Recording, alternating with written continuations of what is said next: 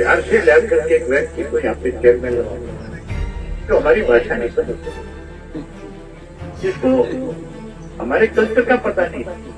मुझे लगता है ऐसे व्यक्ति के लिए भाषा दूध की भी जरूरी होती है। ऐसे का इलाज करना पड़ेगा। हम चेतावनी देते हैं। साहब आपको बता रहे थे कि किस किस सब्जेक्ट में कितने कितने लेक्चररों की पोस्ट निकली। प्रोफेसर की निकली, असिस्टेंट प्रोफेसर की निकली, कई इंजीनियर्स की निकली। उनमें कितने कितने लोग बाहर से जाकर के लगाए गए। मैं एक उदाहरण आपको बताता हूँ। पिछले दिनों यमुनानगर के अंदर एक खालसा कॉलेज है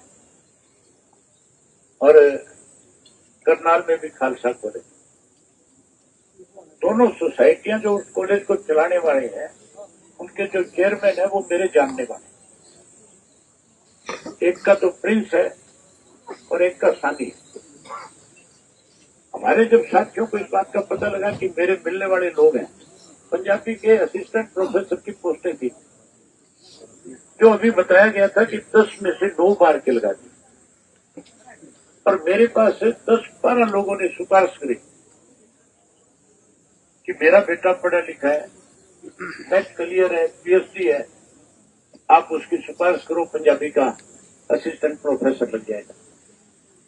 किसी ने अपनी बहू के लिए कहा, किसी ने अपनी बेटी के लिए कहा। और जब हरियाणा सरकार में पोस्ट निकलती है तो हमारे पीएचडी और नेट पास बच्चे जो हैं उनको दरकिनार कर दिया जाता है, बाहर के लोगों से पैसा लेकर के उनको भर्ती कर दिया जाता है। कैसे हरियाणा प्रदेश को बीजेपी की सरकार बनने के बाद कमजोर करने की साजिश बीजेपी ने रची है। हमारा हिस्से का जो पानी पंजाब से मिलता था, इसके लिए आपने एक लड़ाई लड़ी।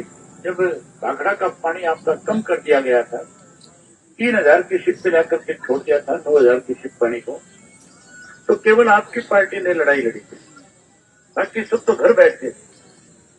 और हमने लड़ाई लड़ करके पंजाब की सरकार को चेतावनी दे करके हमारे हिस्से का पानी लिया।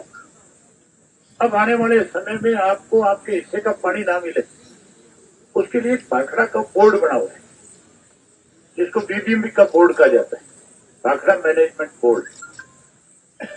उस बोर्ड के अंदर इरिगेशन का जो सेक्रेटरी मेंबर लगता था वो हरियाणा प्रदेश से था। एससी के सत्र का अधिकारी मेंबर लगा करता था। मनोहर लाल खट्टर के पास ये डिपार्टमेंट है, जिसको हमारी पैरवी करनी चाहिए थी। जो 10 साल हमारे यहाँ मुख्यमंत्री रह करके गया था, पैरवी करने की बजाय उस बोर्ड से जो हमारे मेंबर सेक्रेटरी की पोस्ट थी उसको खत्म कर दिया। उसको खत्म करने का मतलब सीधा सा है कि वहां अब अपनी मनमर्जी से पानी का बंटवारा किया जाएगा। हमारा पानी जब चाहेंगे कम कर देंगे, जब चाहेंगे हमें पूरा दे देंगे।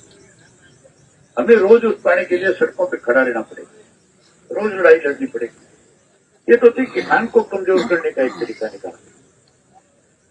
उसके बाद बुजुर्गों को पेंशन काटने का काम किया। किसान को मंडियों में कमजोर करने की साजिश रची गई, उसकी लड़ाई आपने लड़ी। हमारे पास तो ले दे करके एक नौकरी बची थी, उस नौकरी को भी इन्होंने खत्म कर दिया एक तरह से। बिहार से ला करके एक व्यक्ति को यहाँ पे चेयरमैन लगा जो हमारी भाषा नहीं समझता, जिसको हमारे कल्चर का पता नहीं, जो ये कहता है कि हरियाणा के बच्चे जो है जो पढ़ लिख तो लेते हैं, लेकिन जब इंटरव्यू पे आते हैं तो उनको बात करने का तौर तरीका नहीं। वो हमारी भाषा नहीं समझता ना, हम किस भाषा में बात करते, उसको तो बिहार की भाषा समझ में आती। मुझे लगता है ऐसे व्यक्ति के लिए भाषा दूध की भी जरूरी हो जाएगी। ऐसे का इलाज करना पड़ेगा। हम चेतावनी देते हैं सरकार को कि ऐसे लोगों को तुरंत बाहर कर। हरियाणा प्रदेश के जो 2.5 करोड़ लोग हैं, उनमें से किसी का चयन करके पब्लिक सर्विस कमीशन का चेयरमैन लगाया जाए, जो हमारी भाषा को समझ सके, जो हमारे कल्चर को समझ सके, जो हमारे बच्चों को आज कमजोर करने के बजाय उनकी जितनी एजुकेशन है उस एजुकेशन के हिसाब से उनको रोजगार देने, उसको नौकरी देने का काम। हमारे बच्चों का इंटरव्यू के अंदर कम नंबर देकर के सिलेक्शन से रोकने का काम किया जा रहा है और कहा यह जा रहा है कि इंटरव्यू के समय ठीक ढंग से बोल नहीं सकते, बता नहीं सकते। आज हम इसलिए इकट्ठा हुए हैं कि हमारे बच्चों के साथ जो अन्याय हो रहा है हम उसको बर्दाश्त नहीं करेंगे। हम जैसे चौधरी संपत सिंह कह रहे थे, आज प्रचार प्रसार का जमाना है। जो बात आज हम यहाँ कर रहे हैं, जो आज हम टेलीफोन पर रिकॉर्ड कर रहे हैं, ये सारी बातें हमें लोगों तक पहुंचानी चाहिए। लोगों तक पहुंचाने का सबसे बड़ा जरिया है सोशल मीडिया, जिसके साथ लगाव है, जुड़ाव है, जिससे बात हो रही है, वो उस तक ये मैसेज जरूर पहुंचाने का